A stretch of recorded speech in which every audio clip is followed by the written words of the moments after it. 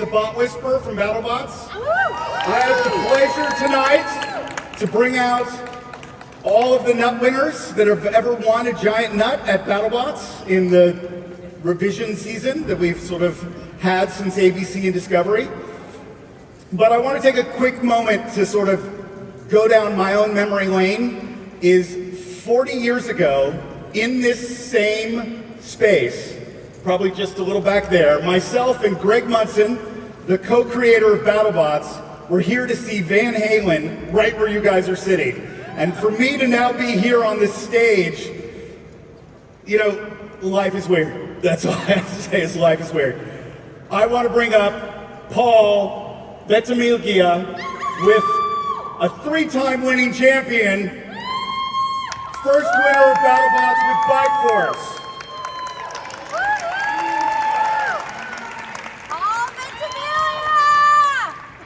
Stumbled your name, I apologize. It's good to see you. You're gonna be right here? Thank you. Next up, a man who actually doesn't need an introduction, the man who created Tombstone, Ray Billings.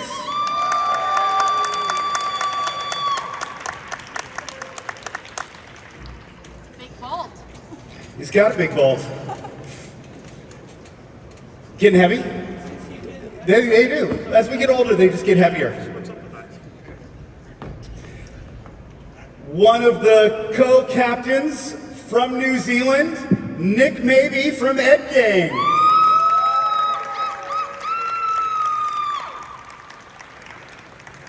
How many nuts and bolts are we going to have on this stage?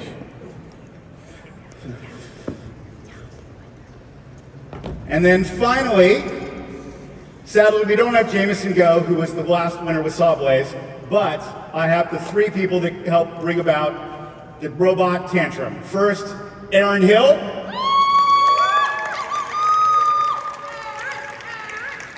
Thankfully, Aaron uses his genius for good and not for bad, because he truly could be a mad scientist if he wanted to. Alex Grant.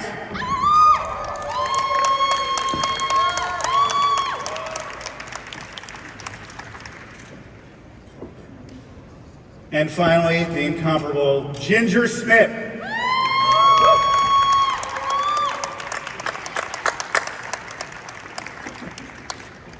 So, whoops, you okay?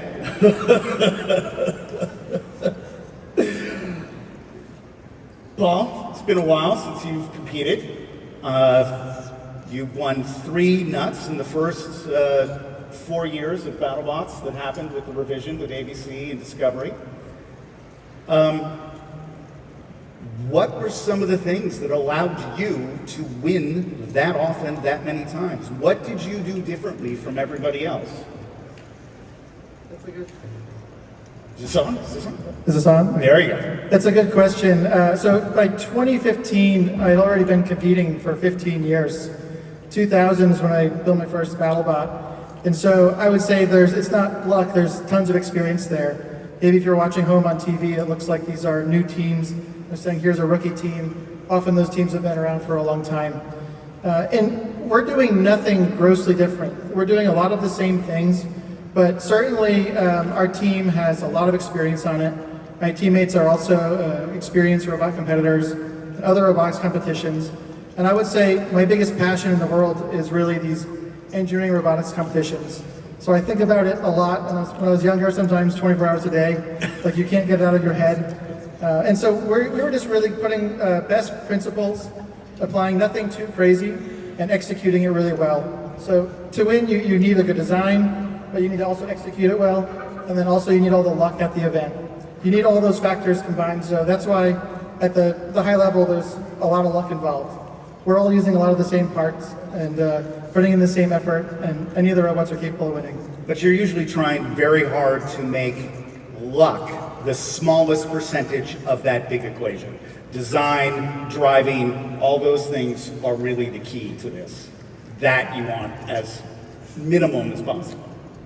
Yeah, so in 2015, for example, the theory there was to be on the ground and get into the opponent. That was the way we're able to win. That's really what did it that year. And coming back in 2016, the focus is to go for a design that is so effective and classical in robot combat. The idea of the vertical spinner, where it's a really optimized design in the sense of you can have a good drivetrain, you can vary your front up, and if you can deliver your weapon to the opponent, then you can apply all that force directly to them into the air, reacting against the floor. Versus, Ray with Tombstone, he might have more power, but because both robots are flying away, it's hard to deliver all that same energy. So certainly a big part of it is there's a reason why so many robot competitions over time distill down to similar looking designs. And the vertical spinner is a great one. As BattleBots, people are aware it's a show, and so you can't just apply with whatever you think is the best design. So in our case, even to get that robot in, we had to win first with something that looked a little more crazy with tank treads and jaws and all that. So even to get into that point, that's part of getting on the show, is also applying and getting them to want to pick you. Of course, of course. Ray, you were competing in Comedy Central the last year, I believe. Yeah, started in 2000. And then went into Robo Games quite heavily for a few years.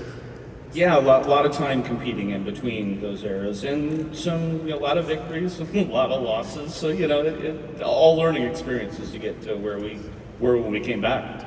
So Paul brought up a great point about the vertical versus the horizontal. What do you? I mean, obviously, Tombstone is just so damn iconic, and it's got so much punch in that bat. But how do you balance that with the ability to, as he said, you're getting knocked away just as hard as you're knocking the other robot? Yeah, Newton is kind of a pain here. The equal and opposite thing it really hurts me a lot. The key feature with the horizontal is you're spinning in the same plane you're driving it. And so you can be fairly agile, more so than you could with the vertical. You see the verticals, they spin real high. If they try to turn, they'll torque up off the floor as they're fighting those forces. So there is an inherent advantage in how much energy you can store in a horizontal versus a vertical.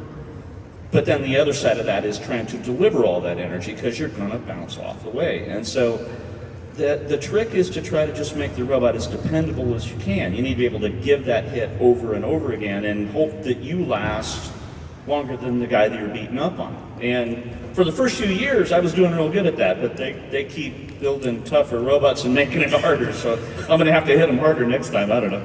That's a good transition, though, to Nick, who brings 8 weapon blades, hundreds of different forks, all prepared for different things. You have really done the reliability aspect with Endgame. Yeah. You've taken it to another level. So yeah, we come with I think over 100,000 different possible configurations just by the sheer weight of things that we bring. We never run 99% of them, but just we have so many options, and we strategize quite heavily based on every opponent, watch all their previous fights, and even down to their driving habits. Do they like to turn left or turn right? Do they like a certain corner of the arena? Not that I want to take your show away. Do you ever have Please do. arguments in the pits about, so you sit down and you look at all your configurations and so you've got this, and you'll have one to go, this is the right layout, and then somebody else goes, no. Oh yeah, for sure. I'll have an opinion on I think we should put this on the front, right, and Shane will okay. say you're an idiot. I just want to make sure it's not us, because that's the only time we have any disagreements in the pits is just which weapon, which armor package, and whatnot. Endlessly arguing about it. Okay. Of course, yeah. like all the way up until when you're pushing it in the box. Do you still have those discussions? I think once we'll nail what it is, down what it is, and then once we're all agreed, disagree, this is the configuration. Got it. We're Okay. All right, now it's time to work together. Aaron, when you guys first brought Tantrum, it wasn't the most winning bot.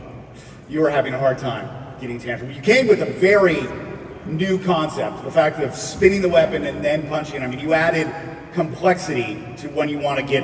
We started as a flipper, and we had not been doing this for 15 years. We've been doing other robotics competitions and stuff, and as Paul alluded, you got to be interested to get on the show.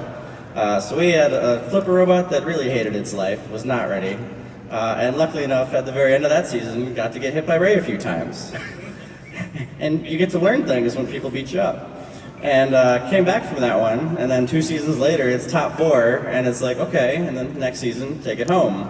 It's always fun to also be told, you just won, but you get to face Tombstone tomorrow. for Golden Bolt stuff, but that time when we faced Tombstone, our face is pretty durable. Yeah, sorry for blade breaks. Yeah, that sucked. So at one point, Aaron, you switched over from sort of really managing Tantrum to take over Blip, and then you handed off the reins to Alex and Ginger to co-captain that. Yeah, so these guys have been with me from the start. We had an awesome crew of people. TV only can show so many, but we've got a lot of ideas and want to build a lot of stuff, and a lot of new stuff, and yes, it gets overly complicated, but we had the people and resource to be able to manage applying and coming in with two. So these guys made that happen as well. How did that change for you guys, going from sort of just being on the team to now managing the team?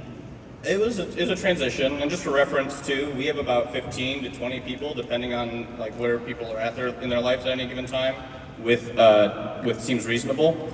And like the team sizes for all of the groups change. It can be like a one-man show, a two-man show, closer to like what Ray's going on, all the way up to as big as like what we have going with 2 robots. But the transition was significant. I mean, it was. At the end of the day, we had to decide, are we taking 2 robots or are we taking 1 robot? Are we only bringing Blip? And admittedly, I said, you know what might get us a giant nut is 2 Tantrum drivetrains in the arena. And that's what we ended up doing. So we had Tantrum and Blip, who both made it really far that year. And really exciting that we managed to get it in the arena, but it was a struggle. I think that you look at all these other teams, and they're much more dominant for their wins. And some people criticize Tantrum for being not super dominant in their matches, and I think that's interesting. It's different. We had to fight and scrap for every single one of our matches, and it puts on a good show for one, but I like how the robot plays in the arena, and it does give people, a little underdog to root for, a little scrappy robot that is making it to the arena like the last second, so. Fun to watch. I'm not sure you can call yourself the underdog anymore. Huh? You can't really call yourself the underdog anymore. No, not anymore, Hey man. We keep losing. Did you see season 7? Did you see season 7? Yeah, we keep losing to these guys, but they break something new every time, but they still beat us. Which is the most frustrating way to lose. Try a new robot. Try it for a second. Sure. So when you guys won, how did it change for everything after that? Like, how did moving forward as a champion now of BattleBots, did you feel there's a target on our back now and more people are gunning for you? It puts a target on your back, I'm telling you. Ray, you walked into this place with a target on your back because you're Tombstone, so of course you have a target. You've always had a target, ever since we stepped in. Yeah, We this came is in true. season 3 and we were looking at you, right? And so it's fun to be up in that Yeah, target. and honestly, I'm okay with that. I'm kind of Someone fine has with to that. do it. I'm good with that. Yeah, it's nice to be the object of people's terror sometimes, eh? Well, okay, so like, if you look at all the armor panels that are in the pits that are out there, 90% of that is because of me. I mean, I've changed the sport. They are called Tombstone stuff config like- is yeah, a thing almost so- everybody has. Yeah, I mean, our widgets were designed with you in mind, of course. Like, So I mean, that's how you design a horizontal widge. but that's kind of, it's a badge of honor at that point in time. Even if I come out on the losing side of that, I still made you design your robot around what I'm going to do. Yeah, of course. Ginger, do you have any thoughts on the matter? How did it change for you? Yeah, I was going to say after our win, I think we went back and ended up redesigning a lot of components and talked about this a lot in the show, but we came back with a brand new robot per se, a bunch of components redesigned, and part of that was due to sort of all of the trials and tribulations we went through the season before, figuring out all the weaknesses, but whenever you bring a new design, there were some things to sort of figure out, and then of course they gave us an incredible challenging sort of pre-eliminations schedule. So that definitely, absolutely put a target on our back, both in terms of other teams and the producers of BattleBots trying to sort of make us show our worth, I suppose. Yeah, and I mean, adding to that, like there was pressure to show up with something better than we won the nut with. And that did shoot us in the foot, right? We didn't have time to test everything, and we were frantically trying to get this new design out there. And so I think winning was what made us do poorly in season 7 to an extent. But that's just how it goes, you have time for certain design changes and you don't. You mismanage time a little bit, and you end up getting destroyed by Endgame as a result. But you still have a blast doing it. I still love getting it. There was Win and something lose that is happened great. to you guys that hasn't ever happened before to anybody else. And for people that don't know, when we shoot the show, which is all shot compressed into 2 weeks, one of the things that got added to the schedule that when they won was a new thing called the Golden Bolt Tournament. And we were taking sort of very high level robots and putting them together to win this Golden Bolt. They come out, if you won a nut, you immediately get invited into the Golden Bolt Tournament. So they go from their win to, congratulations, see you, I've got to go to the pits. Like, that has not happened before for anybody to be a champion and then have to work as hard as you did. I have a very funny story about this, which is right now I'm based in Boston, which is where the Sawblaze team is from. And the sort of year after we won was the first year we did the Golden Bowl. And I remember sort of moaning to Jameson, like, oh, it's so tough. We won the nut. We have to fight again tomorrow. And he was like, oh, come on, don't whine. Like, don't complain from your throne, be grateful, which of course we were And this totally is grateful. just for reference. This is like us as nerds. Like one of our dreams is getting that hardware. Yeah, and like- so we achieve our dreams, and then It was like my state of delirium. I was like, oh my God. Yeah. And then the year after, of course, Sawblaze won. And then Jameson comes by our pit and he's like, oh my God, I have to fight again tomorrow. This sucks. I'm so tired. And I was You like, tell them to be grateful. yeah. There you go. Right. And it's not all kind of doom and gloom, the extra stress. It's one of the most immediate things when you win. And it was immediate for me in 2015, meaning the moment we won, turn backstage, immediately a sponsor approaches us and says, we want to sponsor your robot right now. The show hasn't aired, it just was filmed obviously. It's a lot easier to get buy-in from your teammates and future sponsors if you've done well. Yes, having no one of joke about those that. usually can maybe get you a little more money than Yeah. you've already spent on your robot. And One of the leeway most- with your employers. And one of the most common questions we're getting here is, how expensive all this is. What do the robots cost? I don't know if you've been getting the same questions. And so the point is, it's expensive and it costs a lot. And winning is certainly probably the biggest factor in being able to make it easier, not easy, but easier to go get sponsors in the future, to get your teammates to go kill themselves for another few months next year. So that definitely helps a lot. People will talk to you afterwards. Yes. They give you money, just never enough. Yes. Well, the other problem is we're mostly engineer tech background people, not the business people. Yes. So it's like, can I have money? And that doesn't work the greatest. You got to figure out the right angles and learn that entire side of it. I know way more about showbiz now than I ever wanted to. You're welcome. You learn more things because you have to. Just put a different hat on. Yes. That is, the sponsorship thing is definitely, it's like, there are some teams that do just have a person that kind of manages that because they are good in that social space, which us as engineers aren't always that great at that space to go, yeah, can I have some money? No, we're horrible at it. Don't beat around the bush. We suck at it. So, yeah, you need somebody on the team to do It's that. like, I actually remember a question from the audience at last Open Sauce. Someone was like, how do you do that? It's like, and some of the framework I've got is, it's not a handout. It is an agreement or partnership you are having with said entity that is, make sure it's mutual and makes sense. And that is the easiest way to have those conversations start going forward, as opposed to like, please give me this money that will disappear into the void and you will never benefit from it. So like lots of companies doing tech stuff, like love to be able to have write-ups to be like, hey, this team is doing this stuff with our thing. Like that type of thing is valuable to them. So it's like coming at it, sponsorship talks from that side of it has helped. Nick, you being from New Zealand Yeah, I was and gonna your say. sort of sponsorship pool has got to be a lot smaller It's than, a lot smaller than the United yeah. States. And is. you'll go to a potential sponsor and they'll be like, oh yeah, BattleBots is really cool. That sounds awesome. Like what can you give back to us? And we're like, well, it doesn't air in the country that you deal business in.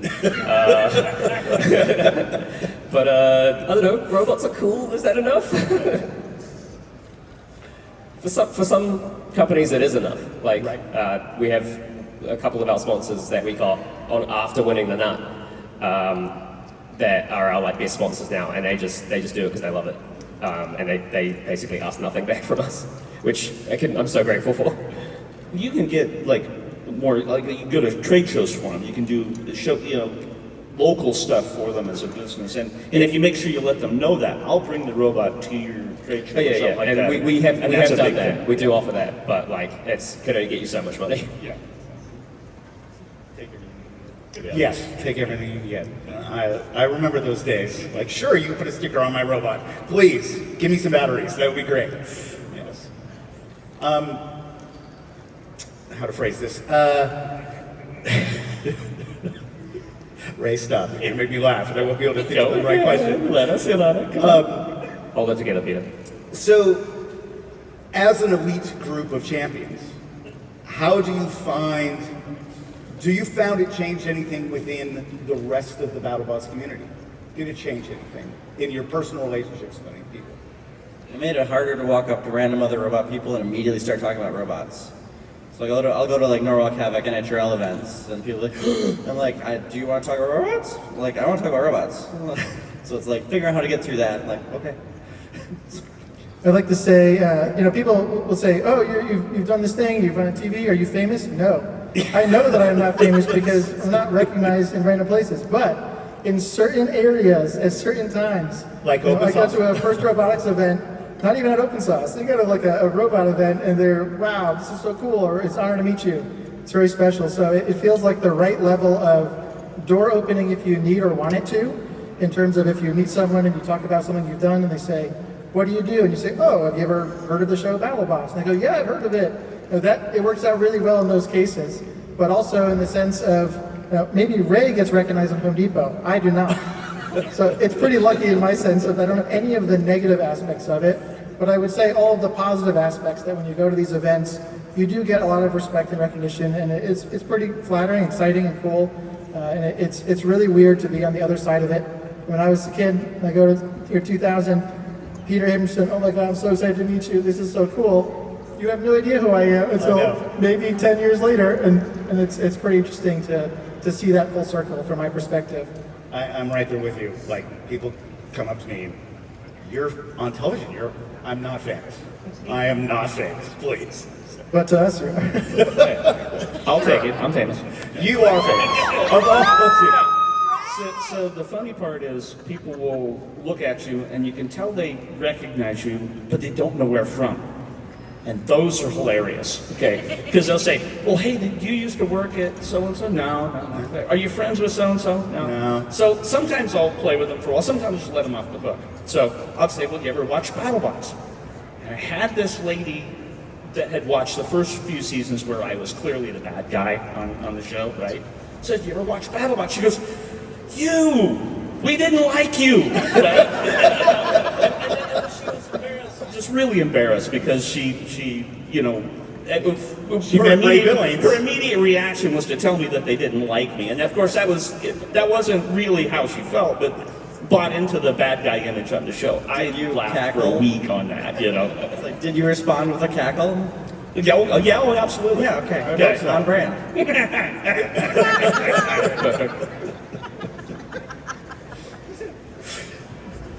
Has there been any negativity from being a champion? If you're the bad guy, absolutely. Okay. I don't get as much hate mail anymore, but for those first 2 seasons, I got some really interesting stuff.